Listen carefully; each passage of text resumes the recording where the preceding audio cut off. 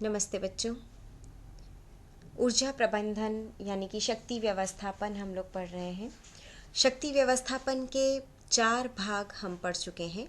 आज हम इसका 5वां भाग प्रारंभ कर रहे हैं। शक्ति व्यवस्थापन के अंतर्गत हम पहले शक्ति व्यवस्थापन क्या है और थकान के बारे में विस्तार से पढ़ चुके हैं। शक्ति व्यवस्थापन के 3 तत्व होते हैं, कार्य, कार्यकर्ता और कार्यक्षेत्र। तीनों आपस में बहुत गहराई से अंतर संबंधित होते हैं और एक दूसरे पर निर्भर भी होते हैं, लेकिन इसके साथ ही तीनों का अपना एक अलग अस्तित्व भी होता है जो कि बहुत ही महत्वपूर्ण है और इन्हें पृथक भी नहीं किया जा सकता है। शक्ति व्यवस्थापन के अंतर्गत सबसे पहले हमने कार्य पढ़ा और कार्य के विभिन्न आयाम, शारीरिक, मनोवैज्ञानिक, सामाजिक बंधत्व, आर्थिक, कार्य शक्ति और शासन से संबंध, कार्यों का शारीरिक ऊर्जा मूल्य हमने पढ़ा था। इसके बाद हमने पिछले भाग में कार्यकर्ता के आयाम पढ़े थे, भावनात्मक योगदान, ज्ञानात्मक तत्व, समयात्मक तत्व और शारीरिक आयाम। इनके बारे में भी हम लोग चर्चा कर चुके हैं। बच्चों, आज हम बात करेंगे कार्यकर्ता की क्रियाशीलता के निर्धारक तत्वों के बारे में। सबसे पहले हम बात कर रहे हैं शरीर यांत्रिकी। बच्चों, अगर हम शारीरिक ऊर्जा का अवलोकन करते हैं तो बहुत ज़रूरी हो जाता है कि शारीरिक यांत्रिकी पर अधिक बल दिया जाए।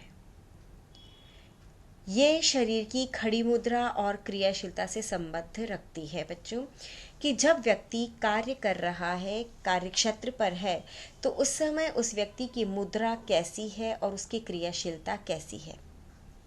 और हमारे अपने शरीर का महत्व जानने के लिए ये आवश्यक हो जाता है बच्चों कि निपुणता में वृद्धि और उचित प्रयास के उपयोग से। किस में वृद्धि बच्चों? निपुणता में। कल हमने बात की थी कि किसी कार्य को सीख करके उसे बार बार जब दोहराया जाता है तो कार्य को बार बार दोहरा करके उस कार्य में हम निपुणता हासिल कर सकते हैं। तो बच्चों, हम ये कह रहे हैं कि अपने शरीर के महत्व को हम समझें। इसके लिए यह आवश्यक हो जाता है कि सबसे पहले तो हमारे कार्य में निपुणता आ जाए और निपुणता में दिन प्रतिदिन वृद्धि होती जाए और उचित प्रयास हम करें और इन दोनों के उपयोग से शारीरिक यांत्रिकी में सुधार लाएं। शारीरिक यांत्रिकी में शरीर की अस्थियां एवं मांसपेशियों का उचित एवं आरामदायक उपयोग हम करें बच्चों। इसके लिए 5 सिद्धांत आवश्यक होते हैं। इसके लिए जो 5 सिद्धांत आवश्यक होते हैं बच्चों, किसके लिए? आप बात ध्यान से समझिए कि शारीरिक यांत्रिकी में हम क्या पढ़ते हैं? शरीर की अस्थियों और मांसपेशियों का उचित एवं आरामदायक उपयोग। और हम इसका उचित और आरामदायक उपयोग कैसे करें, इसके लिए हम 5 प्रकार के सिद्धांत पढ़ते हैं जो कि बहुत ही उपयोगी हैं। सबसे पहला होता है शरीर के अंगों को उचित मुद्रा में रखना। बच्चों, हमारे शरीर के अंगों को सही स्थिति में और उचित मुद्रा में रखने का अर्थ है कि शरीर को संतुलित अवस्था में रखना, शारीरिक वजन स्थिर रहे। जब शरीर संतुलित अवस्था में होता है तभी कार्य सही ढंग से हो पाता है। शारीरिक स्थिरता रखने के लिए हमें ये ध्यान देना होता है और उस वक्त हम जब भी कार्य कर रहे हो मांसपेशियों पर खिंचाव नहीं हो। चाहे हम खड़े रहें, बैठें, स्टूल का प्रयोग करें, हम कुछ भी करें बच्चों, लेकिन हमारे शरीर की स्थिति, मुद्रा उचित होनी चाहिए जिससे कि मांसपेशियों पर अनावश्यक दबाव नहीं पड़े। शारीरिक संतुलन बनाने के लिए बच्चों आधार का फैला हुआ और विस्तृत होना आवश्यक है। बच्चों, जैसे आपने देखा होगा कि अगर आप भारी सामान उठाते हैं, ज़मीन से आप भारी सामान उठा रहे हैं या भारी सामान को खींच रहे हैं, तो ऐसी अवस्था में आप क्या करते हैं? अपने दोनों पैरों को आप फैला लेते हैं और पैरों को फैला करके फिर सामानों को खींचते हुए हम पैरों को आगे पीछे करते हैं। अगर खींचना है तो और उठाना है तो पैरों को फैला करके उठाते हैं। बच्चों, जब शरीर का आधारीय हिस्सा फैला हुआ होता है और विस्तृत होता है तो शरीर संतुलित मुद्रा में रहता है। इससे बैलेंस बना रहता है। लगातार साधारण ऊंचाई वाली टेबल पर आयनिंग करने से हाई ब्लड प्रेशर और अन्य भी कई हाई हार्ट रेट जैसे अन्य कई परिवर्तन शरीर में आ जाते हैं बच्चों। उसी तरह से जैसे कि शारीरिक मुद्रा स्थिति का प्रभाव रक्त परिसंचरण पर, तंत्रिका पेशियों पर, मांसपेशियों पर और अधिक कार्य करते रहने पर मुद्रा स्थिति पर भी प्रभाव पड़ता है। इसलिए बच्चों कोई भी कार्य करते समय यह आवश्यक होता है कि शरीर के अंगों को उचित और सही मुद्रा में रखा जाए। सेकंड है मांसपेशियों का कुशलतापूर्वक प्रयोग करना। मांसपेशियों का कुशलतापूर्वक प्रयोग करने में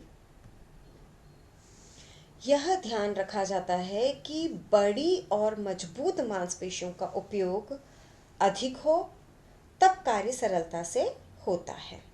इसलिए बच्चों जब भी कुशलतापूर्वक प्रयोग करने की बात आती है तो सबसे पहली बात यह है कि बड़ी और मजबूत मांसपेशियों का प्रयोग अधिक हो। भार उठाते समय पेशी का चुनाव हमें कर लेना चाहिए।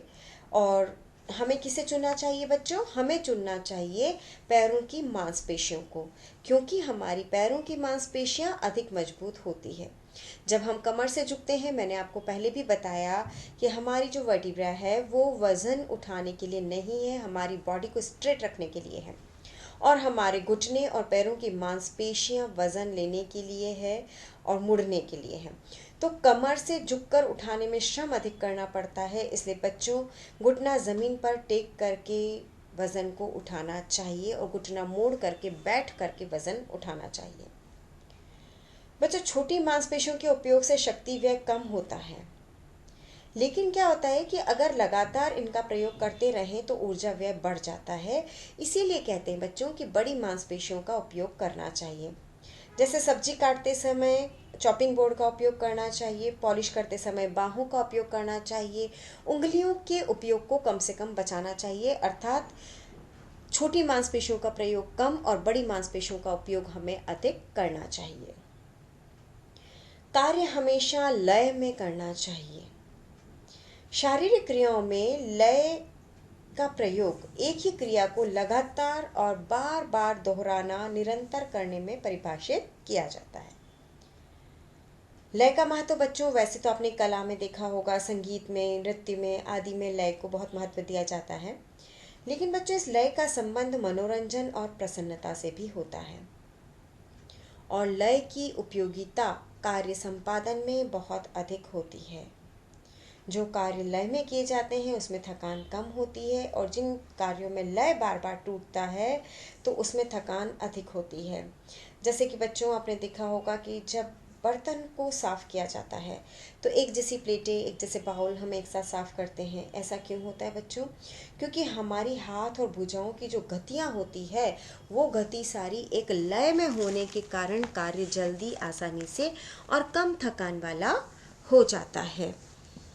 इसलिए बच्चों कि कोई भी कार्य करते समय, जैसे कि जब आप बोर्ड क्लीन करें तो आप देख सकते हैं कि हाथ हमारा गोलाई में घूमता है। इसी प्रकार से जब आप मॉपिंग करते हैं, पोछा लगाते हैं, उस समय भी नियमानुसार और लयबद्ध तरीके से आपका हाथ चलता है। तो ऐसे में क्या होता है बच्चों की थकान बहुत कम महसूस होती है। इसलिए किसी भी कार्य को लय में करना चाहिए। गुरुत्वाकर्षण केंद्र का ध्यान रखना चाहिए। कोई भी कार्य करते समय, वस्तु को उठाते समय, सहारा लेते समय, वजन उठाकर चलते समय या किसी वस्तु को लेने के लिए पहुंचते समय हमें गुरुत्वाकर्षण का ध्यान रखना चाहिए। गुरुत्वाकर्षण बच्चों आपने बचपन में पढ़ा होगा कि ये पृथ्वी का वो दबाव केंद्र होता है जो कि वस्तु को अपनी ओर आकर्षित करता है, खींचता है, जिसके कारण भार का एहसास होता है। जितना अधिक किसी वस्तु का भार या वजन होगा उतनी ही तीव्रता से वह पृथ्वी की ओर खींचता जाएगा, आकर्षित होता चला जाएगा। इसीलिए बच्चों ऐसी सामानों को उठाने में हमें बहुत परिश्रम करना पड़ता है। अतः वजन कोशिश ये करनी चाहिए, और ऐसे में जब शक्ति ज़्यादा व्यय होती है तो इसको कैसे ठीक कर सकते हैं बच्चों? हमें कोशिश करनी चाहिए कि वजन के जितना शरीर से लगा हुआ, हम जितना वजन जो है, जो सामान है, वस्तु है, उसको हम जितना शरीर के समीप रखेंगे उतनी ही सरलता से उठा सकेंगे। और वजन बच्चों हाथों की अपेक्षा अगर पीठ पर होता है तो उठाना अधिक सरल होता है।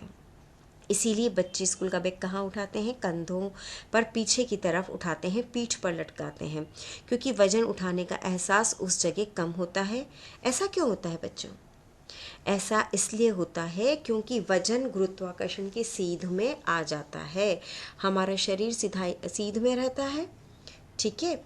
जैसे कि हम कहते हैं कि हमारे बॉडी पार्ट्स किसी भी काम को करते वक्त किस में होने चाहिए? अलाइनमेंट में होने चाहिए।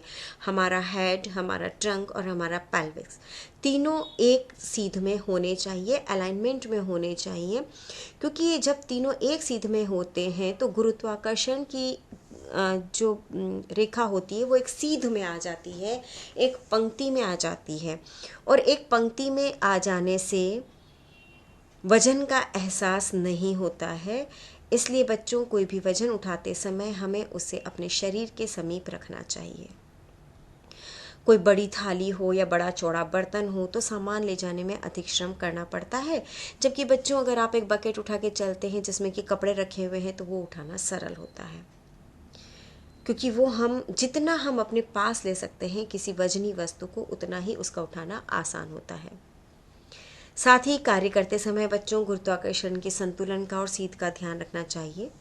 शरीर का झुकाव हमेशा इस प्रकार से करना चाहिए कि कार्य करने में सुविधा हमें महसूस हो। अब हम बात करते हैं बच्चों 5th पॉइंट की, जो है वेग का लाभ। बच्चों, वेग का क्या अर्थ है? वेग का अर्थ यहाँ पर है लगातार गति करने से। जब भी कार्य करने में रुकावट होती है और रुकावट होने के बाद जब हम पुनः उस कार्य को प्रारंभ करते हैं, बात समझ रहे हैं बच्चों? कार्य में रुकावट होना और रुकावट के बाद जब पुनः आरंभ करते हैं तो जो गति हमारी चल रही थी, जो एक लय में कार्य हो रहा था, उसमें क्या होता है? अवरोध उत्पन्न हो जाता है। ऐसी अवस्था में क्या होता है, जबकि एक कार्य को रोक करके फिर से प्रारंभ करके शुरू किया जाए, गति में अवरोध आने से, तो गति में अवरोध आ गया तो अवरोध आने से क्या होता है कि ऊर्जा का व्यय अधिक होता है, क्योंकि लय टूट जाता है। इसलिए स्वच्छंद शारीरिक क्रिया करने से थकान का अनुभव कम होता है। एक गति जैसे ही समाप्त होती है दूसरी गति स्वतः प्रारंभ हो जाती है। उसके लिए आपको अलग से एफर्ट्स करने की, अलग से नए प्रयास करने की ज़रूरत नहीं होती है। जैसे किसी वस्तु या सतह को कपड़े से पोंछते समय जब हम हाथ को आगे पीछे करते हैं, या आप मिरर पोंछते हैं, बोर्ड पोंछते हैं, कोई भी बड़ी चीज़ आप पोंछते हैं, तो बच्चों लेफ़्ट टू राइट हाथ अपने आप एक बार आप ले जाते हैं और फिर अपने आप स्वतः अपनी गति उसकी होती रहती है। ये जो गति होती है बच्चों, ये गति वेग के कारण उत्पन्न होती है। इसीलिए रुकावट के बाद कार्य करना, झटके से गति करना और रुकने के बाद जब कार्य को हम प्रारंभ करते हैं तो कार्य शीघ्रता से नहीं होता है। और बच्चों, जब गति स्वतः होती है तो वेग उत्पन्न होता है, और क्योंकि वेग उत्पन्न होता है तो ऊर्जा का व्यय कम होता है। इसी वेग का लाभ उठा करके हम कार्य को सुविधाजनक तरीके से कर सकते हैं। तो बच्चों, हमने पढ़े अभी कार्यकर्ता की क्रियाशीलता के निर्धारक तत्व, और कार्यकर्ता की क्रियाशीलता के निर्धारक तत्व में हमने शरीर यांत्रिकी आप समझ रहे हैं बच्चों, यानी कि शरीर की अस्थियां और मांसपेशियों का उचित एवं आरामदायक उपयोग करने के सिद्धांत पढ़े। ये सिद्धांत 5 हैं। शरीर के अंगों को उचित मुद्रा में रखना, क्योंकि बच्चों जब उचित मुद्रा में रहेंगे तो थकान कम होगी। जैसे आप कोई वस्तु उठा रहे हैं तो एक पैर को आप फोल्ड कर लें, एक पैर को ज़मीन पर टिका लें और फिर आप उसे उठाएंगे तो वो सही है, लेकिन अगर आप झुककर उठाएंगे तो वो बिल्कुल भी सही नहीं है। इसी प्रकार जब हम भार को आगे की तरफ खिसका रहे हैं, सरका रहे हैं, और हमारा पैर अगर फोल्ड है तो बच्चों को आसानी होती है, लेकिन अगर पैर स्ट्रेट है और हम उसे धक्का दे रहे हैं तो तकलीफ होती है। इसी प्रकार हमने पढ़ा कि मांसपेशियों का कुशलतापूर्वक प्रयोग करना चाहिए, बड़ी मांसपेशियों का प्रयोग अधिक और छोटी का कम करना चाहिए। लय में कार्य करना चाहिए जिससे कि ऊर्जा व्यय कम से कम होता है। गुरुत्वाकर्षण केंद्र का ध्यान रखना चाहिए। हमें अपने body parts, head, trunk, pelvis alignment में रखने चाहिए, एक सीध में रखने चाहिए और वेग का लाभ उठाना चाहिए, यानी कि लगातार गति से कार्य हमें करते रहना चाहिए। तो ये हमने पढ़ा कार्यकर्ता की क्रियाशीलता के निर्धारक तत्व। अगले व्याख्यान में हम पढ़ेंगे कार्यक्षेत्र। तो बच्चों, आज हमने कार्यकर्ता का जो पार्ट था वो समाप्त कर लिया है। हम लोग कार्य पढ़ चुके हैं, कार्यकर्ता के बारे में पढ़ चुके हैं और अब हम अगले भाग में पढ़ेंगे कार्यक्षेत्र के बारे में। धन्यवाद।